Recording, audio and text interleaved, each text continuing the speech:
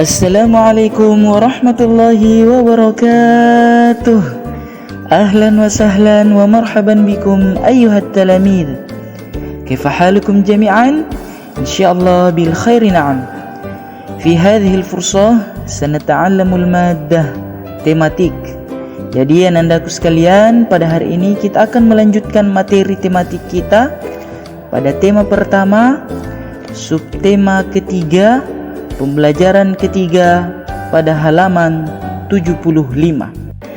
Nah, pada pertemuan sebelumnya kita sudah membahas tentang perilaku yang sesuai dengan nilai-nilai Pancasila.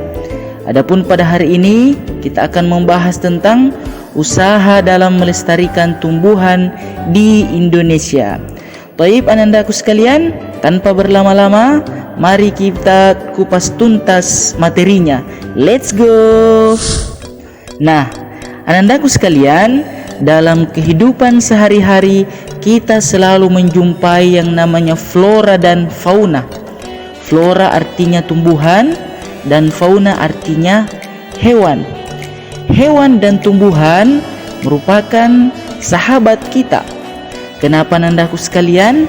Karena manusia bisa tumbuh, manusia bisa berkembang, manusia bisa bertahan hidup karena adanya hewan dan tumbuhan. Olehnya itu, hewan dan tumbuhan kita jadikan sebagai sahabat. Nah, anandaku sekalian, hewan atau tumbuhan ini bisa punah kalau kita tidak lestarikan. Kalau kita tidak jaga, hewan dan tumbuhan akan habis. Cara melestarikan atau cara mempertahankan hewan agar tidak punah kita sudah bahas pada pertemuan pekan lalu di Zoom. Nah, hari ini kita akan kupas tentang upaya yang dapat kita laksanakan untuk pelestarian tumbuhan.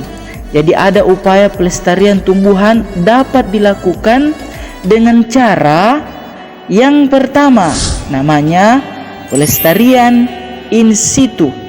Nah, pelestarian in situ ini anandaku sekalian adalah pelestarian yang dilakukan pada tempat atau habitat asli tumbuhan tersebut. Jadi di mana berada tumbuhan tersebut, maka di situ kita pelihara, di situ kita jaga. Apa contohnya?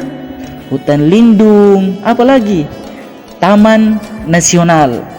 Nah, upaya yang kedua anandaku sekalian dalam melestarikan tumbuhan disebut sebagai pelestarian ex situ. Nah, pelestarian ini dilakukan di luar tempat tinggal aslinya. Artinya direhabilitasi untuk perkembangbiakan tumbuhan langka. Contohnya di mana?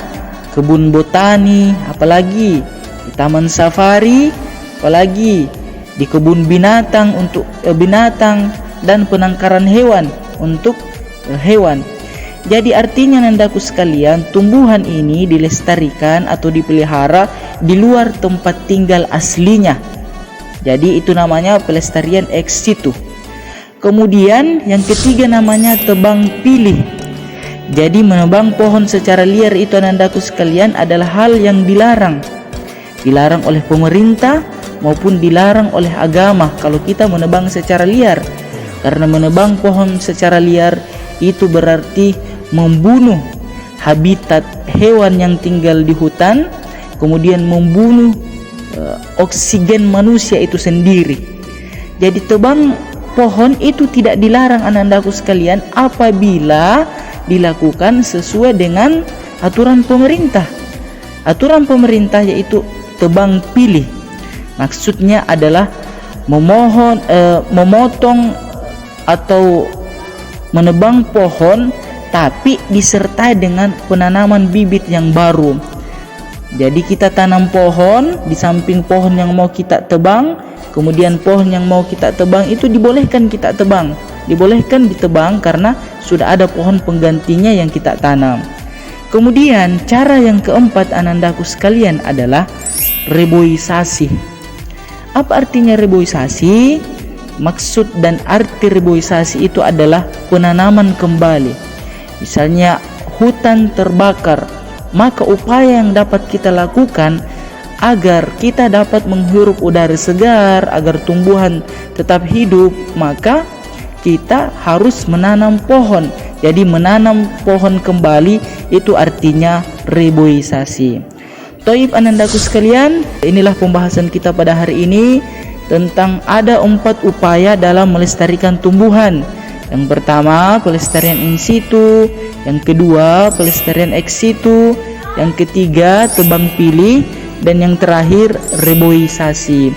Semoga anandaku memahami materinya dengan baik.